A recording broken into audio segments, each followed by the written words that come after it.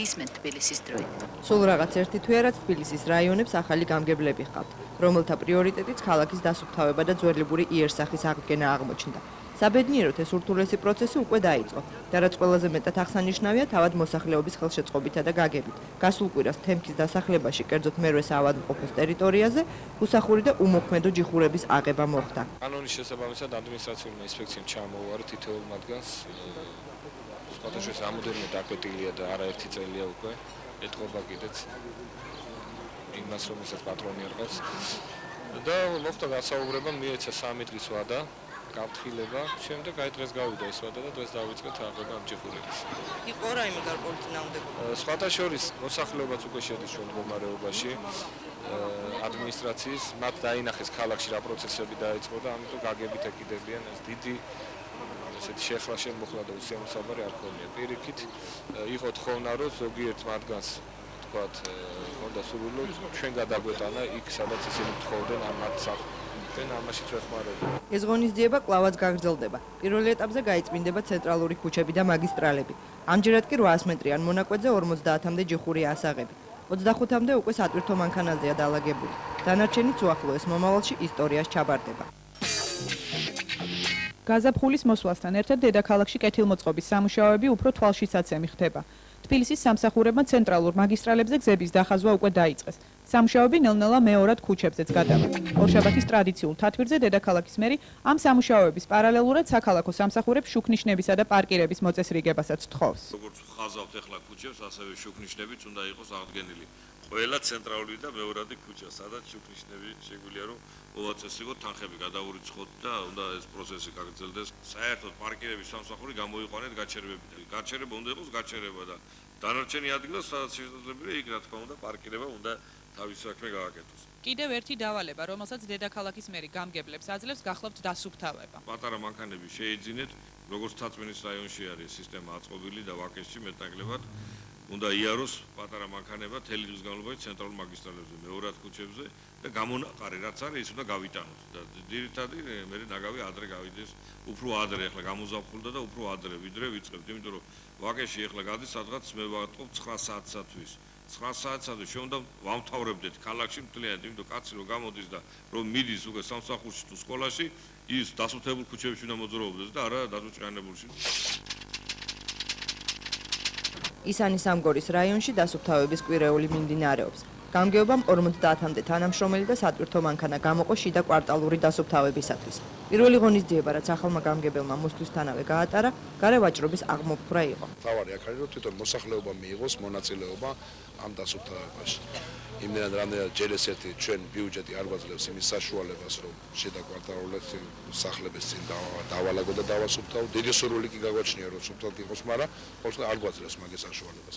მეორე კიდევ როდესაც ადამიანი თვითონ გააკეთებს რაღაცას, უფრო მეტად აფასებს, აღარ დაანაგვიანებს. სამომავლოდ და ალბათ ძალიან მალე ამუშავდება ძველი მივიწყებული ტრადიცია, უბნის მეეზოვე და უბნის მებაღე. ამ შემთხვევაში მოსახლეობისთვის გარდა ესთეტიკური სილამაზისა, ფინანსური ინტერესით საკმაოდ მნიშვნელოვანია. ამ ეტაპზე როგორც ვთქვათ, დღეს პირველი დღე არის ამ რაიონში, რაც ეს დაიწყო, მაგრამ ჯერჯერობით დღეს მაყურებლის პოზიცია უჭირავს. როგორ არის, იცით, ალბათ შევხედავენ, როგორ მუშაობთ. შეიძლება სწავლობს ზოგი, როგორ უნდა დაასუფთავოს და მე ჩამოვლენ და მოგეხმარებიან. უბრალოდ ჩვენ მივეხმარებით უკვე იმათ. რამდენად დღეს მუშაობთ? დღეს ახლა მაგალითად ვაისუმანში მუშაობთ, მერვე ლეგიონში მუშაობთ და ოპერა 5 დეკემბერი ჩოლოყაშვილის პირველ კვარტალში. დამეთანხმებით, რომ მაყურებლის გრილში ყოფნაზე ადვილი არაფერია. ყუდაბზიკა ქართველებისთვის კი ცოცხლის ხელში დაჭერა შეურაცხყოფის ტოლფასია. ნატრის ხესავით დახუნძლური ნაგვის ხის ყურება კი არავის სიამოვნებს. ამიტომ ვცეთ პატივი ერთმანეთს და საკუთარი ნაგავი ბუნკერამდე მაინც მივიტანოთ.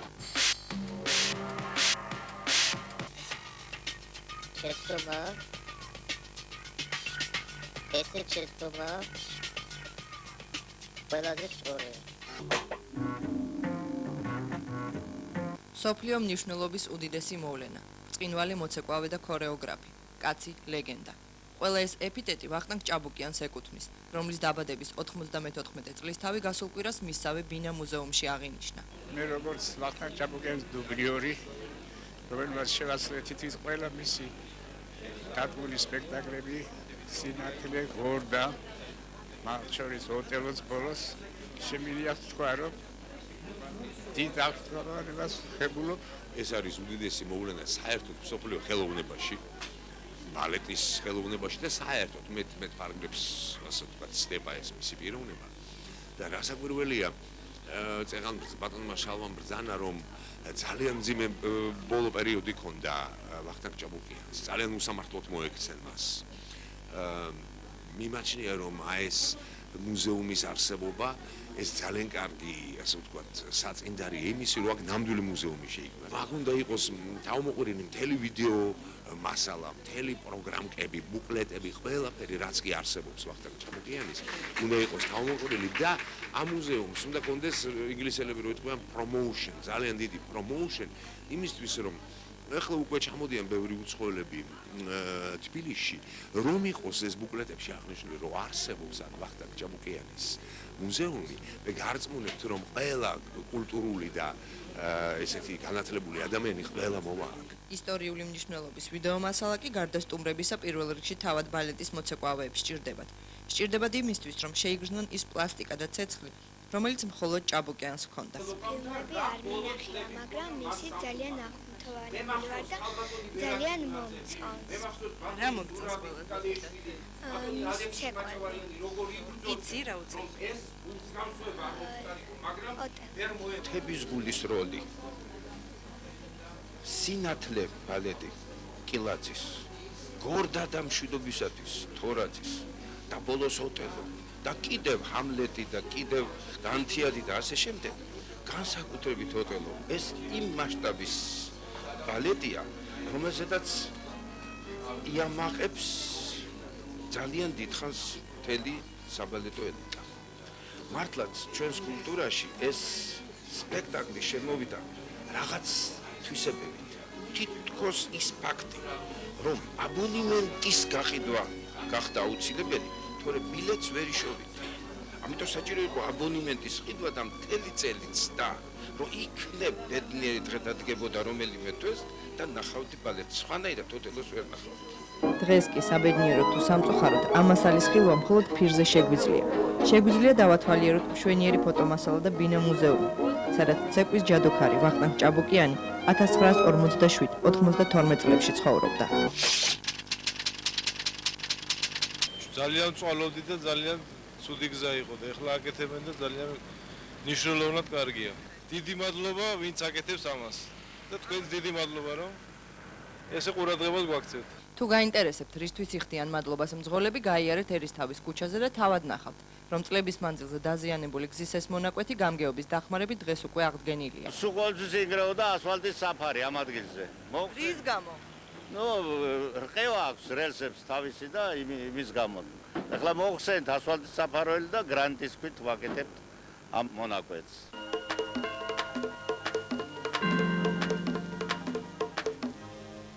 თბილისის დრო ექს-პრეზიდენტის დანატოვარ ალბათ ყველაზე ბოლო განკარგულებაზე გიამბობთ, რომელიც ვარდების რევოლუციის დღეებში 6 ნოემბერსაა ხელმოწერილი. საქმე რიყეზე ახალ მშენებლობას ეხება. განკარგულება რიყეზე დავით სარაჯიშვილის საერთაშორისო ფონდისთვის პირდაპირი განკარგვის წესით, ანუ ნორმატიულ ფასში პირად საკუთრებაში სარაჯიშვილის ძეგლის მიმდებარე ტერიტორიის გადაცემასა და ქართული ვაზისა და ღვინის სასახლე მუზეუმის აშენებას ითვალისწინებს. ამ განკარგულების გაუქმების საკითხით საკრებულოს წინაშე ურბანისტთა ასოციაციისა და ტექნიკური უნივერსიტეტის არქიტექტურის ინსტიტუტის წარმომადგენლებმა დააყენეს. მას შემდეგ რაც მოგმართეს ამაში ჩაერთო ფართო საზოგადოება, ჩაერთო მასმედიის წარმომადგენლები, საკმაოდ ესეთი ახმადი პრობლემა გახდა საზოგადოებისთვის და ეს პროცესი შეჩერდა, მაგრამ სანამ არ არის გაუქმებული ძველი პრეზიდენტის განკარგულება, ის ძალაშია.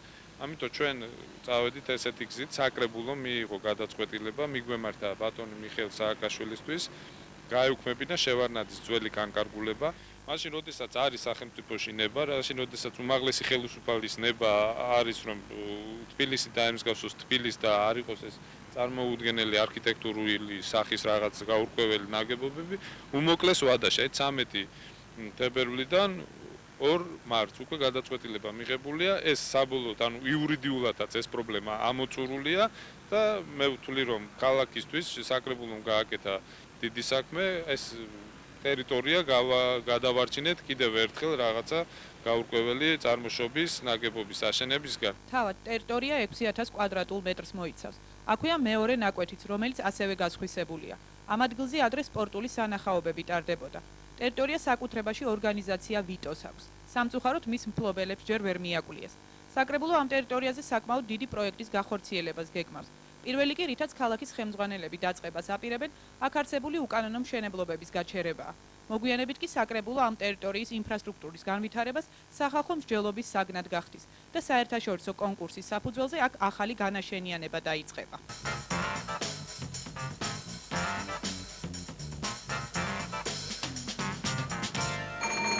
23:03:67 გისმენთ თბილისის დროით. ქალაქის მერის სამშაბათის ტრადიციული შემოვლა დიდუბის ქართველ მწერალთა და საზოგადო მოღვაწეთა პანთეონის მონახულებით დაიწყო. ცოტა ხნის წინ აქ ქართველი ლოტბარი ჰამლეტ გონაშვილი გადმოასვენეს. მე ბედნიერი ვარ, რომ კულტურის სამსახურთან ერთად ყოველ შემთხვევაში ოჯახის სურვილი აღვასრულეთ ჩვენად და გადმოასვენეთ ის საბურთალო სასაფლაოდან მაქსიმუმ ერთი თვის წინათ და მე იცით რომ სასაფლაოს მოლა უნდა ჩამოვიტანეთ ყველაფერი მოვაწესრიგეთ და დღეს ოფიციალურად მეუღლესთან ერთად ყვავილებით შევამკეთ. ჰამლეტ გონაშვილის დაღუპვიდან უკვე 18 წელია გასული, მაგრამ საბედნიეროდ მისი სახელი ყველა ჩვენთაგანის ოჯახში დღესაც სათაყვანო და პატივსაცემია. იმას ნიშნავს, რომ ჰამლეტი ცოცხლობს, 18 წელი გავიდა მისი გარდაცვალებიდან ცოცხლობს, ძლიერდება მის სადამი დამოკიდებულება მის და მის სიყვარული და ალბათ ასე იქნება, სანამ ქართველი ერი იარსებებს. გარდა ამ ღირსშესანიშნავი მოვლენისა, დიდუბის პანთეონში მისვლა სხვა დატვირთვაც ჰქონდა. დღეის შემდეგ აქ ვეღარავის დაასაფლავებენ. იმ მარტივი მიზეზის გამო, რომ ადგილი აღარ არის. სად გადაინაცვლებს პანთეონი? ქალაქის მერმა და არქიტექტორმა ჯიქიას ქუჩაზე საბურთალო სასაფლაოს ტერიტორია დაათვალიერეს. გამოიძებნება ალტერნატიული საშუალება. პანთეონთან მიმართებაში ფიქრობ, რომ კი უკვე გამოძებნილია საჩვენოყოფებით, აი იქ დროებით რა თქმა უნდა დიდუბის პანთეონი დაიხურება და გადმოვა დიდუბის პანთეონის ტერიტორია უკვე აქა. სამწუხაროდ ამ პროცესს ვერავინ ვერ გაექცევა, თქვენ კარგად მოგეხსენებათ. საბურთალოს სასაფლაოს დახურულია აქედან გამომდინარე ვაკის სასაფლაოს დახურულია, ვერის სასაფლაოს დახურულია. ფაქტიურად საბურთალო თაწმინდის რაიონი, ვაკის რაიონი, იგივე ქრწანისის რაიონი, მე არ ვლაპარაკობ სხვა რაიონებზე, იცით თქვენ რომ ყველა დაკრძალვა ხდებოდა აი ამ რაიონებში, აი ამ საბურთალოს სასაფლაოზე და მისი მიმდებარე ტერიტორია უკვე მთელი 25 წლის განმავლობაში იტვირთებოდა. ნუ დღეს უკვე არ აქვს ჩვენ სხვა გამოსავალი, უნდა მოვძებნოთ გარკვეული ტერიტორია, სადაც ასევე გაგრძელდება დაკრძალვები და მე ვფიქრობ, რომ ამისათვის იდეალური ტერიტორია არის ზუსტად ის, სადაც ჩვენ ახლა ვიმყოფებით. სოფლიო პრაქტიკიდან გამომდინარე სასაფლაოები აუთვისებელ ადგილებში ჩნდება. შემდეგ ხდება ტერიტორიების ათვისება და გამწვანება. ჩვენთან სამწუხაროდ პირიქით ხდება. ამიტომ ეს საკითხი კიდევ ერთხელ უნდა გადაიხედოს და შეჯერდეს.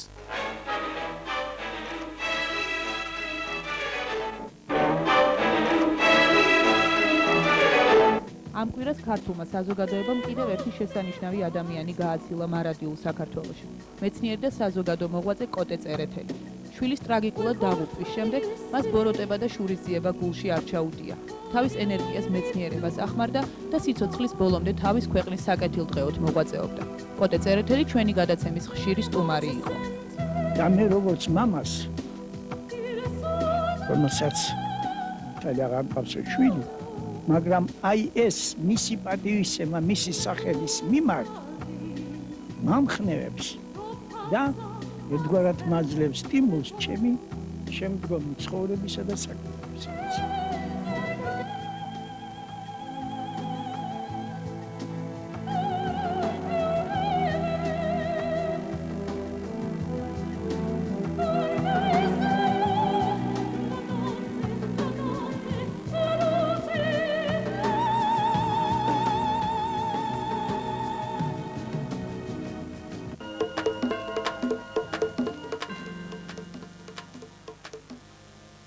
თბილისის დრო ხშირად ეხმაურება ქართულ-ებრაულ ურთიერთობებს. დღეს ერთ მნიშვნელოვან შეხვედრაზე გვინდა გიამბოთ, რომელიც ამერიკის შეერთებულ შტატებში საქართველოს პრეზიდენტის ვიზიტის დროს მოხდა. წარმატებული ვიზიტის დროს 26 თებერვალს შედგა შეხვედრა მსოფლიო ებრაელობის ლიდერთა პრეზიდიუმთან Conference of Presidents. მეგობრობის 2006 წლის მანძილზე ქართულ-ებრაული ურთიერთობა გულისხმობდა ქართველი ხალხისა და ქართველი ებრაელობის კავშირს. დღეს კი პირველად შეიქმნა პრეცედენტი, როდესაც აღნიშნული ურთიერთობა მიიღებს მსოფლიო ებრაელობისათვის თანამშრომლობის სახეს. Conference of Presidents წარმოადგენს მსოფლიო ებრაული ორგანიზაციების ლიდერების პრეზიდიუმს. ამასთან ეს არის პოლიტიკურად და ფინანსურად ერთ-ერთი ყველაზე ძლიერი და გავლენიანი ჯგუფი ამერიკაში, რომელთა ლობირებით ხშირად სარგებლობს ისრაელის ხელისუფლება ამერიკის მთავრობასთან ურთიერთობებში. შეხვედრის ინიციატორი და ორგანიზატორი იყო საქართველო-ისრაელის ბიზნეს პალატა. მისი პრეზიდენტი ბატონი იციქ მოშე, რომელიც წლების მანძილზე მსოფლიო ებრაული ორგანიზაციების წარმომადგენელი იყო საქართველოსა და ყოფილი საბჭოთა კავშირის სხვა ქვეყნებში. ამჯერად მისი თაოსნობით მოხდა ორგანიზაციასთან Conference of Presidents საქართველოს მთავრობის დაკავშირება. აღნიშნული შეხვედრის მნიშვნელობა შეიძლება რამდენიმე ჭრილში წარმოვიდგინოთ. პირველი ეს არის საქართველოს, ისრაელსა და მსოფლიო ებრაელობას შორის სამკუთხედის შეკვრა და გაძლიერება. მეორე ქართულ-ებრაული ურთიერთობების უნიკალური ხასიათის მსოფლიო მასშტაბით გაშუქება და მესამე ორგანიზაციასთან Conference of Presidents თანამშრომლობა, რაც თავისთავად ნიშნავს თანამშრომლობას ამერიკის უძლიერეს ფინანსურ ჯგუფებთან. შეხვედრაზე მსოფლიო ქართველ-ებრაელთა კონგრესის მიერ გავრცელდა ოფიციალური დოკუმენტი, რომელშიც მოწოდებულია, რომ შეხვედრა ჩაითვალოს ისტორიულ მომენტად, რომლის შედეგადაც ქართულ-ებრაული ურთიერთობა გადაიზრდება საქართველოსა და მსოფლიო ებრაელობის ურთიერთობებში. განსაკუთრებულად თბილი იყო საქართველოს პრეზიდენტის გამოსვლა, რომელშიც მან განაცხადა, რომ იგი არის იმ ქვეყნის შვილი, რომელშიც არ ყოფილა და არ არის ანტისემიტიზმი. შეხვედრას მოყვა პირველი პრაქტიკული ნაბიჯი. კერძოდ პრეზიდენტმა მიხეილ სააკაშვილმა საქართველოში Conference of Presidents-ის დელეგაცია მოიწვია, რომელიც გაიცნობს და შეისწავლის საქართველოს და მასთან თანამშრომლობის პოტენციალს. შეხვედრას მოყვა დიდი გამოხმაურება და ინტერესი ებრაული ორგანიზაციების საიტებსა და პრესაში. Conference of Presidents ლიდერებმა, რომლებიც ძალიან ხშირად იღებენ სხვადასხვა წამყვანი ქვეყნების პირველ პირებს, გამოხატეს აღფრთოვანება საქართველოს პრეზიდენტთან შეხვედრით და აღნიშნეს, რომ ახალგაზრდა ენერგიული და დასავლური ტიპის ლიდერის თაოსნობით საქართველოს აქვს განუსაზღვრელი შესაძლებლობები გადაიქცეს წარმატებულ, აყვავებულ ქვეყანად. თბილისის მთავრობის ვიცე-პრემიერმა თემურ ქურხულმა ამერიკის განვითარების სააგენტოს USAID-ის კონტრაქტორი ორგანიზაციის ექსპერტები მიიღო. ექსპერტები თბილისის თვითმმართველობის სისტემას გაეცნენ. მათ ვიცე-პრემიერისგან პრობლემების ნუსხა მიიღეს, რის საფუძველზეც შეიქმნება რეკომენდაციების პაკეტი, რაც ხელშეუწყობს მართვის ახალი სისტემის ჩამოყალიბებას. მოძიებული იქნება ინვესტიციები ქალაქში არსებული პრობლემების მოსაგვარებლად. ჩვენ გვეკითხებიან პრიორიტეტი რომელია, მაგრამ სამწუხაროდ ჩვენთან პრიორიტეტი სამორჩევა ცოტა რთულიც არის, ამდენი პრობლემებია. ყველა პრიორიტეტულია ფაქტიურად.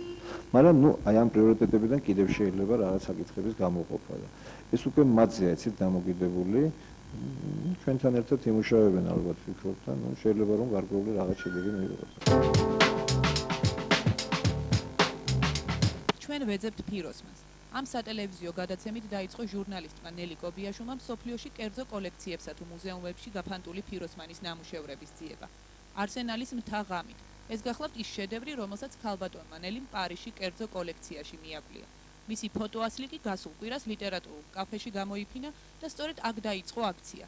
დავიბრუნოთ ფიროსმანის თუნდაც ერთი შედევრი. ორი თვე გავიდა უკვე იმის შემდეგ, რაც აღმოვაჩინე სურათი და ჩამოვედი თბილისში, იმის შემდეგ თითქმის ყველა ინფორმირებულია ხელისუფლება ამის თაობაზე, მაგრამ მე ვერავითარ ინტერესს ხელისუფლების მხრიდან ვერ ვხედავ. მე ძალიან მინდა რომ საზოგადოება მხარი დამიჭიროს, თუ საზოგადოებას მიაჩნია რომ საჭირო საქმეა, მაშინ აუცილებლად უნდა ვიზრუნოთ იმაზე, რომ კიდევ ერთხელ არ დავკარგოთ ეს სურათი, იმიტომ რომ ჩვენ იმდენი რამე დავკარგეთ ფიროსმანთან დაკავშირებით, არ ვიცით მისი არც აფლავი, უამრავი სურათები არის დაღუპული, საცავებში საშინელი მდგომარეობა, გარდა პოლიტიკისა ხომ არსებობს რაღაცა სულიერი, რაც აუცილებლად ჭირდება საზოგადოებას. სურათის ისტორია კი ასეთი გახლავთ. იგი პირველად ვაგზლის უბანში ბაიაძის დუქანში აღმოაჩინეს. ერთი წლის შემდეგ კი საბურთალოზე ბაიაძის ახალ ღვინის დუქანს ამშვენებს. მოგვიანებით ის მოსკოვში კირილეს დანევიჩის კერძო კოლექციაში ხვდება. სწორედ მისგან შეიძინა ფიროსმანის ეს ნამუშევარი საბჭოთა მთავრობამ და ლუი არაბოვს გადასცა ლუვრში გამოსაფენად. მას შემდეგ სურათის კვალი იკარგება. ის მხოლოდ ერთხელ ჩანს რეზო თაბუკაშვილის ჩანაწერებში, რომელიც ნამუშევარს არაბოვის კერძო კოლექციაში ნახულობს. ფიროსმანი ეს არის მარადიული სულიერი საყრდენი. ის არ არის დამოკიდებული ვინ მოვა, ვინ წავა, რა მოდა იქნება, რა პოლიტიკა იქნება და ასე შემდეგ. ის უცვლელია. ის მარადიულია. ფიროსმანი მარტო რო გადარჩეს, მარტო ქართულობიდან, ქართული არეალიდან მარტო რო გადარჩეს. ქართველი ერი არსებობს. ამიტომ აი ამის ირგვლივ ახლა რა ლაპარაკიცა აქ.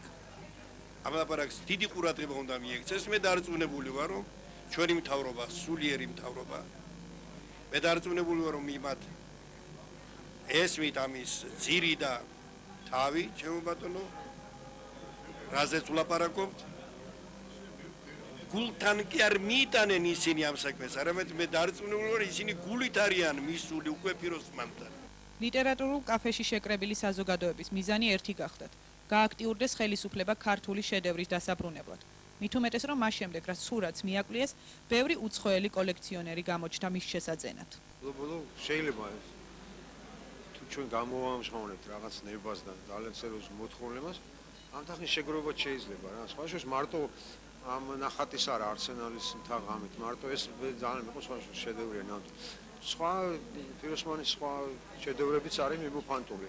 ძალიან ბევრია რუსეთში სხვა შორის, რომელიც კაპიკებად გაიყიდა და ბოლო 10 წელიწადში ძალიან ბევრი დაუკარგდა. ეს არის ფიროსმანის ქვეყანა, ნამდვილად არის ფიროსმანი ის, რომელიც ყველაზე მარტივი და გენიალური სავიზიტო ბარათია ამ ქვეყნის. თბილისის დრო უერთდება აქციას დავიბრუნოთ ფიროსმანი და მოუწოდებს ყველას, ხელისუფლებას, ბიზნესმენებს და მთლიანად საზოგადოებას. არ დავკარგოთ ის, რაც ერთხელ უკვე დავკარგეთ და დავიბრუნოთ ფიროსმანის თუნდაც ერთი შედევრი, არსენალის მთა ღამით.